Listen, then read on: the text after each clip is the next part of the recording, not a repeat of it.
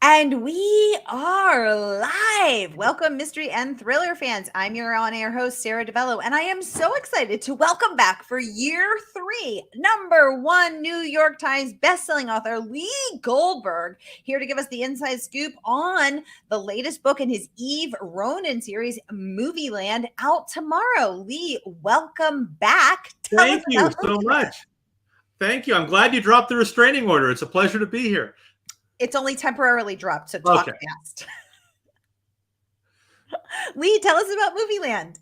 It's the 4th book in the Eve Ronin series. Eve Ronin is the youngest female homicide detective in the history of the Los Angeles County Sheriff's Department. And in this book, she's investigating a string of shootings in Malibu Creek State Park, which is a very popular state park and is also a former Hollywood studio backlot. So it has a lot of ghosts of movies past there. And she finds herself once again up against the corruption of the Los Angeles County Sheriff's Department, but also the demands and pressures of the media and the pressure she puts on herself. You don't have to have read the first 3 books in the series to appreciate this one. At least I hope not.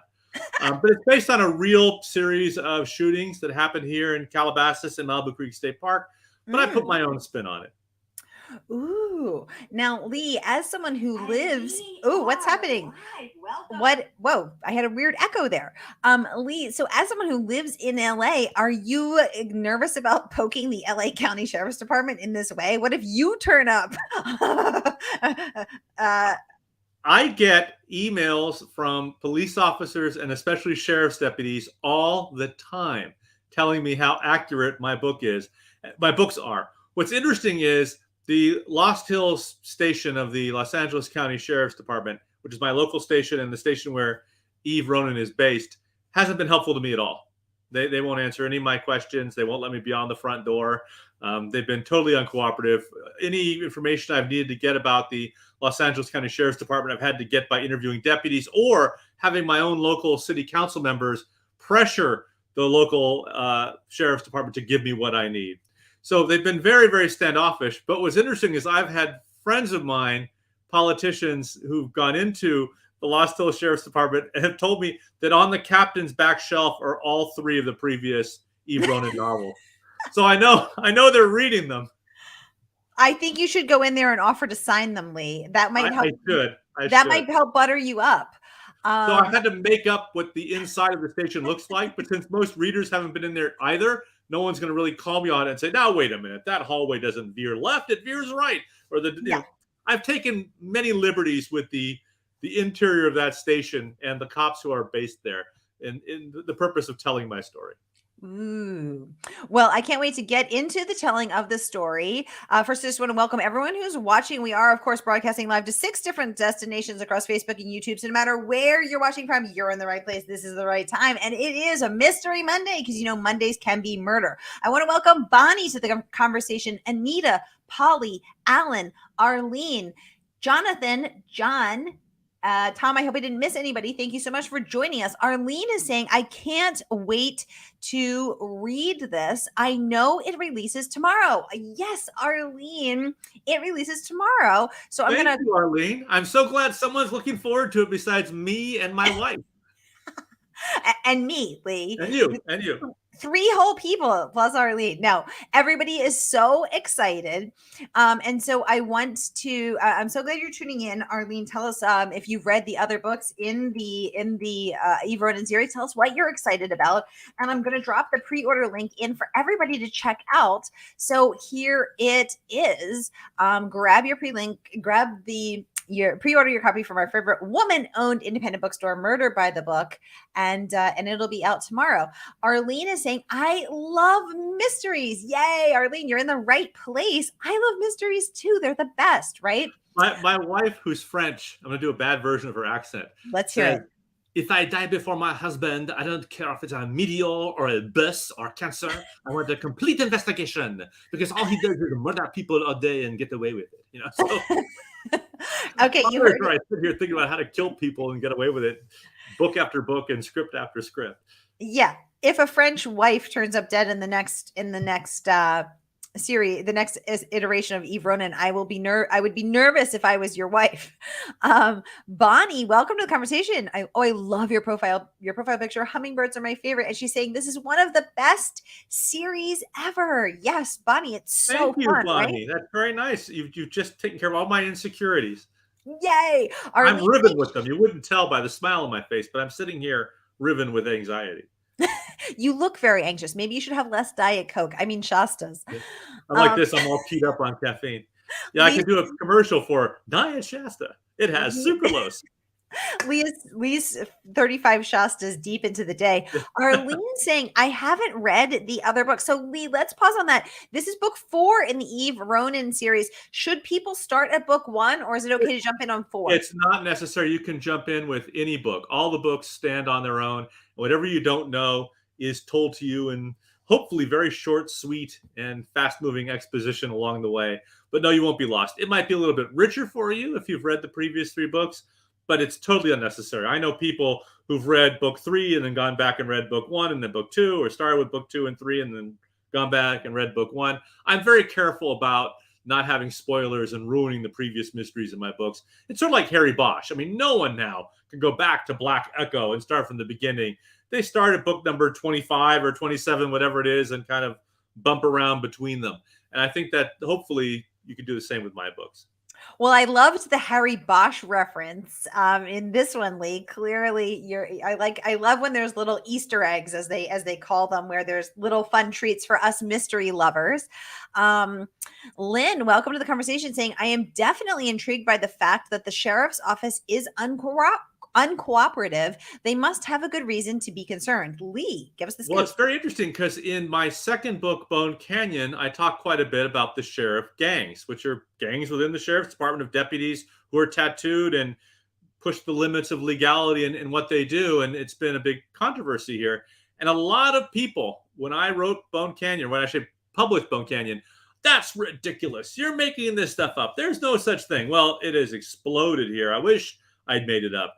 And the corruption that I depict in my Eve Ronin novels is a reflection of the real corruption happening here in Los Angeles. That's not to say there aren't terrific, wonderful sheriff's deputies. The vast majority of them are honest, hardworking, terrific law enforcement officers. But there are some people who are not. And in my view, it comes to the top. I think Sheriff Villanueva is a horrible, horrible sheriff.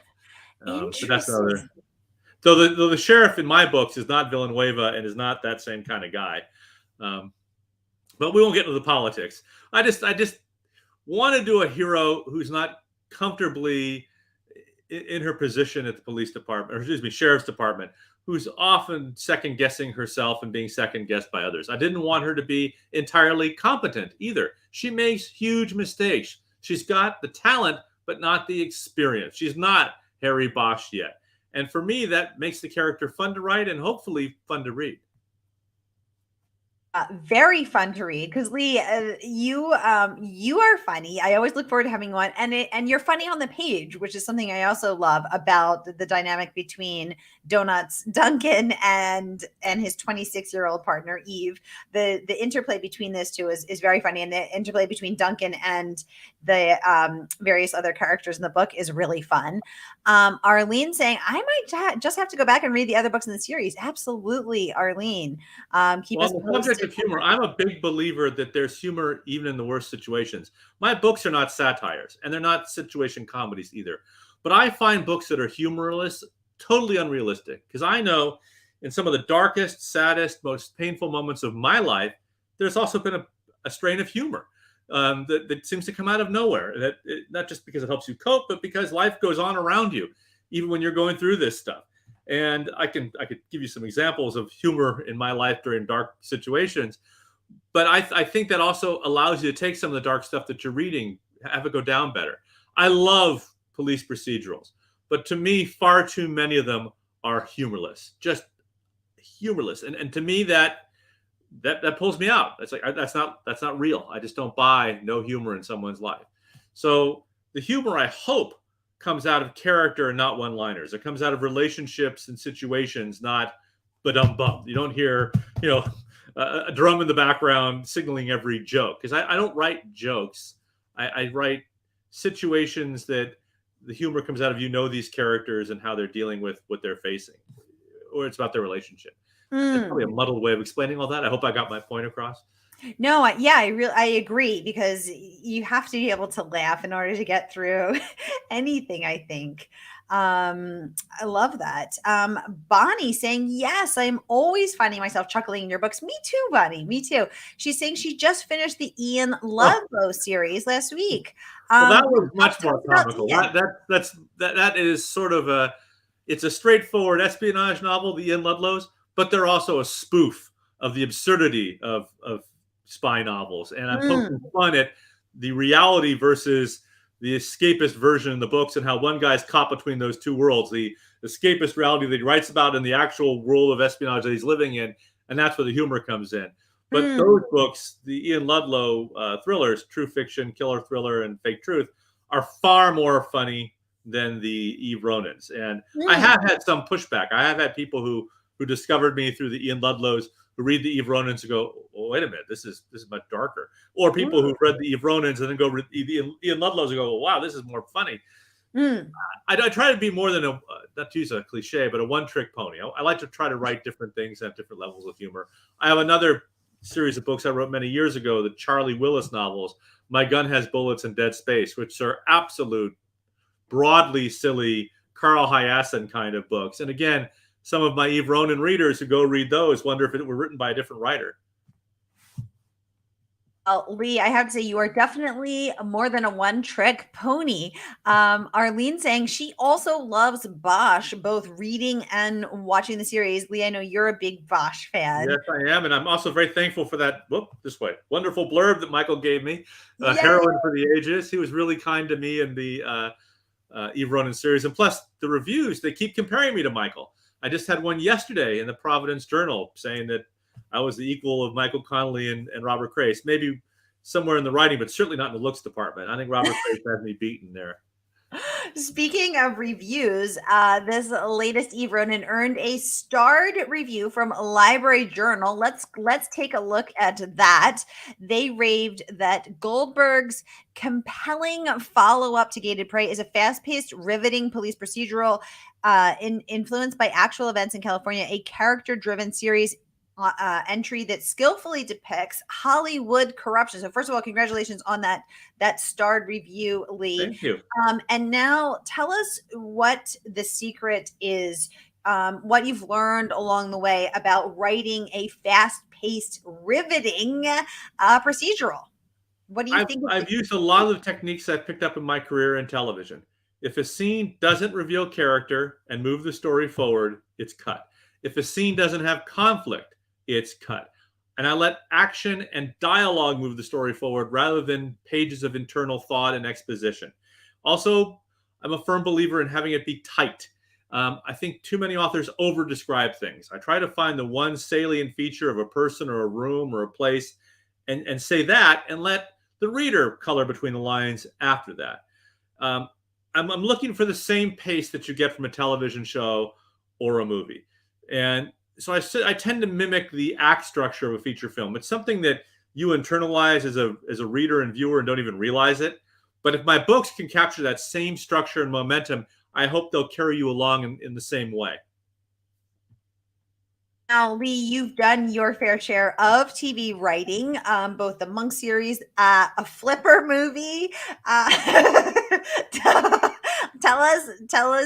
So I like how you said Flipper. Well, first of all, it was a Flipper TV series, but I've tried to excise that from my credits, just like the star of the show, Jessica Alba, has tried to do, but I haven't been quite as successful. I don't usually admit I've written for a dolphin. Not only have I written for a dolphin, I've written for two freaking dolphins. The one that doesn't talk in Flipper, and I wrote dialogue for a talking dolphin in Sequest for a season. You have not lived until you've written for a freaking dolphin. But yes, I have written a lot of television. I also co-created the Hallmark series Mystery 101, and a movie I wrote called Fast Charlie, starring Pierce Brosnan, is shooting right now in New Orleans. So I keep my hand in screenwriting as well as books.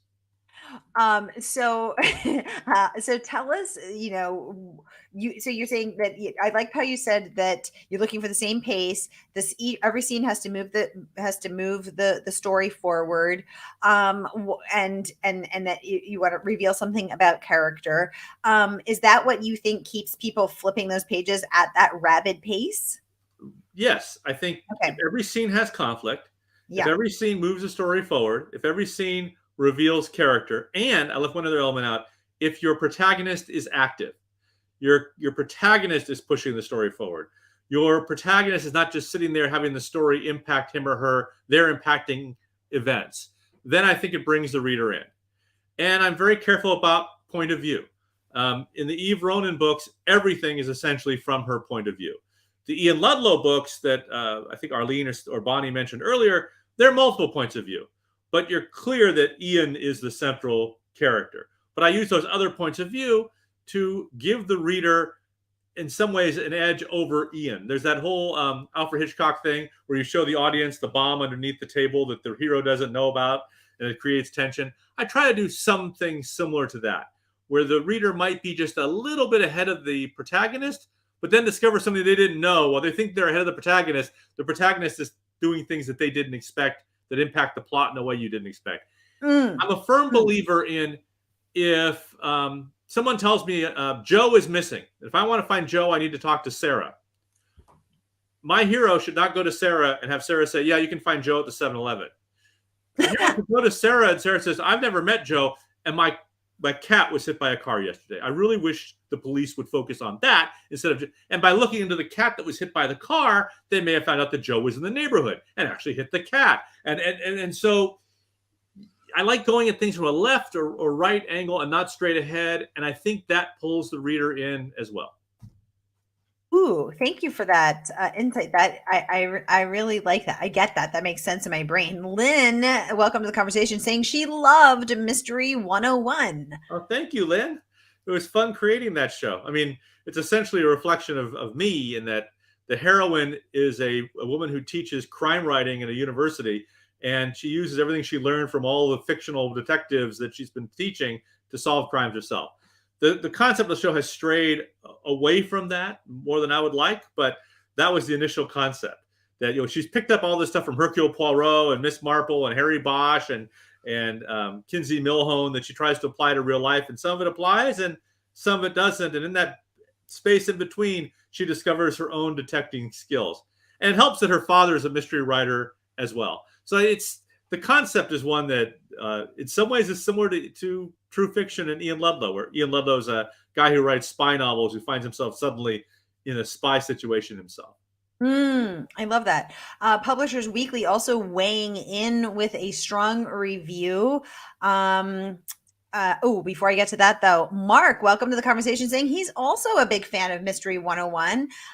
Thank you. Thanks, Mark, for commenting and letting us know. Arlene saying, I have to leave, but watch later. Yes, Arlene. Well, Arlene's leaving. I'm gone too. It's been wonderful, Sara. Arlene and everyone else who has to go, the replays will be available on Facebook and YouTube. We got so no worries about that. They will stay up forever. Car chase and a sex scene coming up you're not going to want to miss. Exactly. Plus, if Lee says something embarrassing, it will live on in perpetuity. So be sure to come back, because that will probably happen.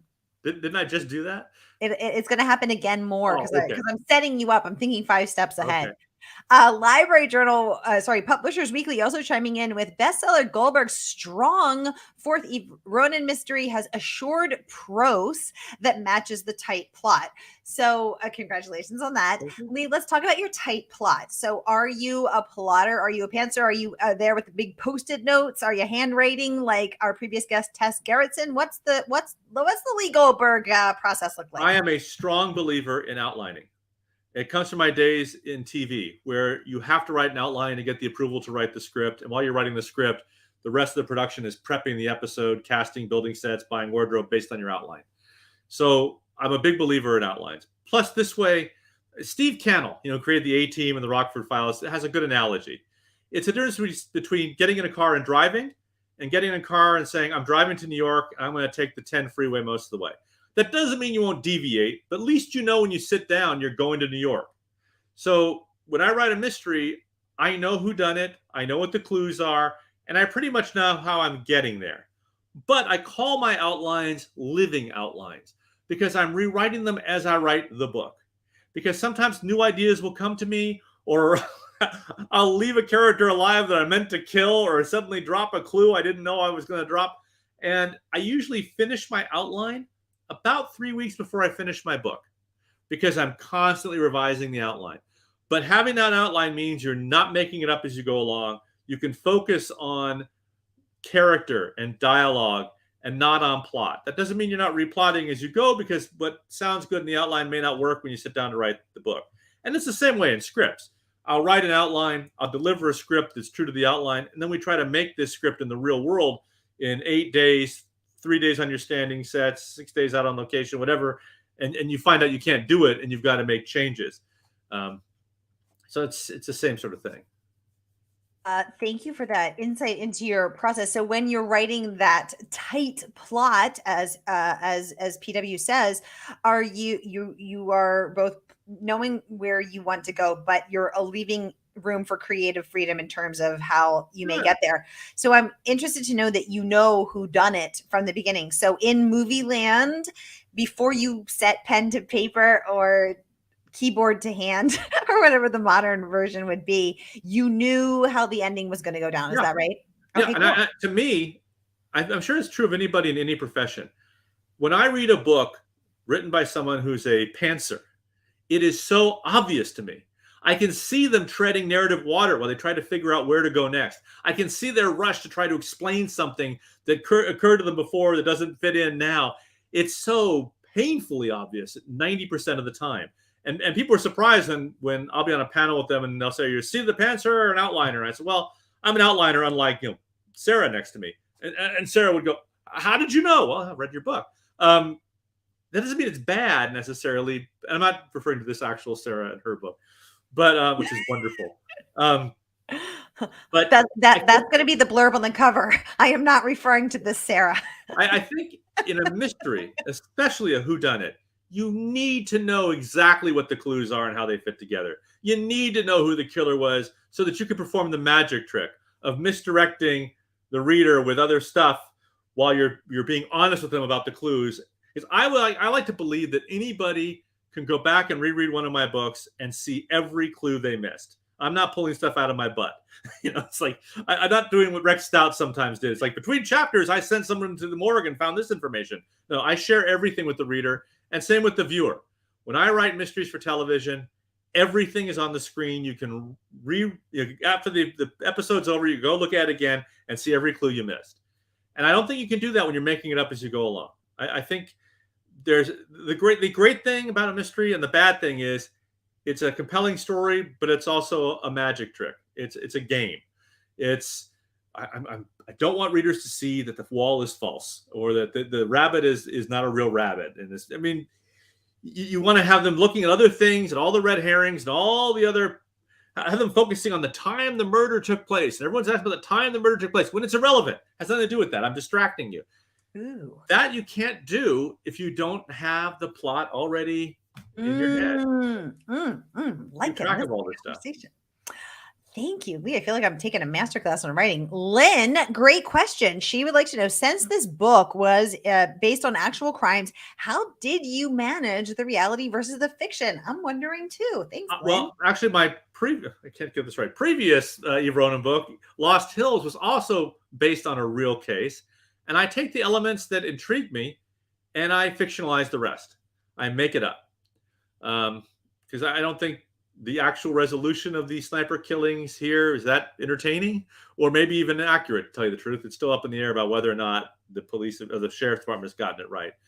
But if Lost Hills, if I had told that story the way it really went down, no one would believe it. They'd say, "Oh, that's over the top." Because I actually had to bring the story down in Lost Hills to make it more realistic, because no one would believe the reality, because truth was stranger than fiction. So I do whatever I think will make it a great story, but also I think less about the story than how the story will reveal character of my protagonist. How will it bring out the best or worst of my protagonist? How will it put my protagonist in conflict? How will it give my protagonist something at stake? how will solving this crime or not solve this crime cost him or her something dear? It's because the crimes, you could do these crimes on any book or any show. The key is the story that can only be told with Eve Ronin? Is it a story that can only be told with Adrian Monk? Then it works. If you could tell that story with any other detective in the lead, then your story is a mess. So that's the bar I set for myself. Is this a story that would work with any other detective? And if it wouldn't, if it's only a story that Eve Ronin could solve, or a mystery only Eve Ronin could solve in this way, then I know it works. Lynn, thank you for the great question. Lee, thank you for the fabulous answer. Let's get over to Mark. Mark, welcome to the conversation. Thank you so much for joining us. He would like to know, how often has the ending in one of your novels deviated from your outline? I'm wondering too. Very rarely, maybe 10% of the time. I mean, the solution won't change. Maybe how I arrive at it, maybe the action climax, maybe the way it comes out, but the solution of the crime, who done it, that never changes. I've never changed that at all. Now I have changed, maybe my original outline, I'm making this up, had 7 people in a room and the detective goes in, Sara did it, but instead I end up putting it in an airplane that's crashing, and as they're losing altitude and about to slam into the ground, the detective reveals who done it. I might find a more interesting, compelling way to have that resolution. But I knew how Movieland and Lost Hills and every one of the books in the Eve Ronin series was going to end before I wrote them. Very cool. Yeah, because Mark, that's a really interesting question though, because Lee sharing that he does do this outline, but it's a living outline. He knows where he's going. He knows he's going to take the 10 freeway most of the way. But I was wondering too, could that destination end? I've never changed who done it. I might change how we discover who done it. I might add some new action or new doubt about the detective. I might add a new red herring, but the ultimate resolution that Sara DiVello murdered the author while they were doing a Zoom and somehow got away with it, I will reveal how that was done, and that will always be. I won't deviate from that. I have my gimmick. I have my my interesting crime. I have my false leads and all that, but maybe how I get there and how I dramatize it, that might change, but never who done it. Very interesting peek behind the curtain here.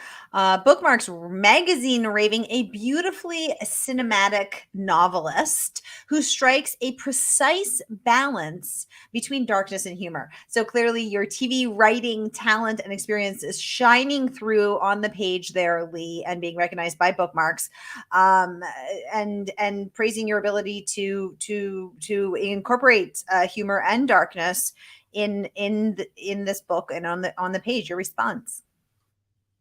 Thank you. I appreciate the praise. I'm not sure I deserve it, but it is something I think about all the time. Not my ability to do it, but I guess my ability. I am constantly thinking about the balance between the humor and the drama, and there have been many times where I have cut the funny. Cutting the drama. Though I have a mentor who since passed away who used to tell me, never cut the funny. Sometimes I do. Did he cut the funny after you became enraged at his feedback? No. He was a good. He'd say, do whatever you can to save the joke. I didn't always use that advice. We have 2 minutes left. I can squeeze in 1, maybe 2 questions. So let us know if you have any questions. I do let people submit questions in advance in Mystery and Thriller Mavens. So I do want to get to one of those. This one from Anna. She would like to know, Lee, do you have a favorite character or 2 characters you would like to be stuck on a desert island with? Who and why? Great question, Anna. Thank you. I'd like to be stuck with Scotty so he could transport me out of there to the Enterprise. I guess the other person I'd be stuck with is someone who's great at building boats out of palm fronds and sand. Have you written that character, Lee? No, I haven't, but I should. Okay. So a built boater or a built boater, a boat builder, or someone with a transporter beam to get me off that damn island, so I don't have to sit there with them for eternity. Gilligan's Island. I love it. Bookgasm raving that Movieland is an entertaining and twisty tale of murder and long-held grits in a picturesque portion of Southern California. And I did want to share one last review, actually two. Deadly Pleasure saying an intelligently written series with memorable characters and intriguing plots. Lee Goldberg is one of those authors with natural born storytelling and gifts. Lee, do you think it is natural born, or do you think you've honed it over the course of your career, or both? I think it's both, because my brother is an author, New York Times bestselling author Todd Goldberg. My sisters are both artists. Writing seems to run in the family. My uncle is an author.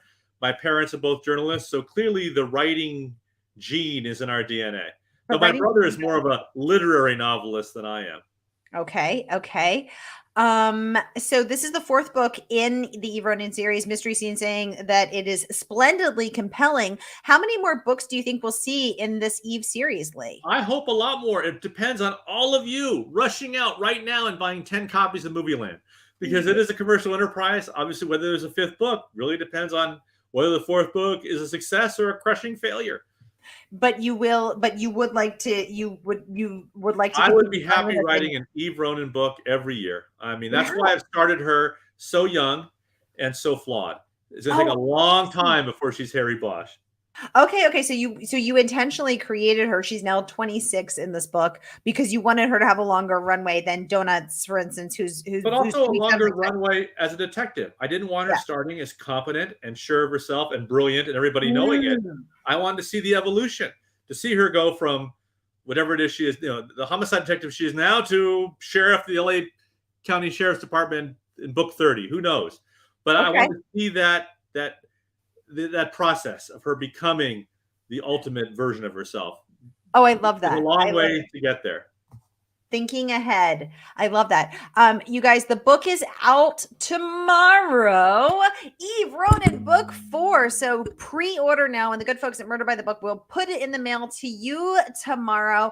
And Lee, if anyone wants to send me their receipt for Murder by the Book, I will send Lee some of my very special homemade bookmarks that I personally make. And Lee will personalize them for you. I'm putting Lee on the spot, but I know I'll be glad to do that. Yay. All right. So pre-order now. Here's the link. Then click over, buy it. Send me your receipt on any Instagram, Twitter, Facebook. I do it all. DM it to me, and I will have Lee personalize Eve Ronin book 4, Movieland, out tomorrow just for you with a special secret message. Lee Goldberg, thank you for coming on. Thank you all for spending your afternoon with us. Lee, we will look forward to Eve number 5. Come back and talk to us then. I will. Thank you so much. All right, everybody, have a great day. I'll see you tonight at 7 and 8 Eastern, 6 and 7 Central with Isabella Maldonado and Faye Snowden. See you then.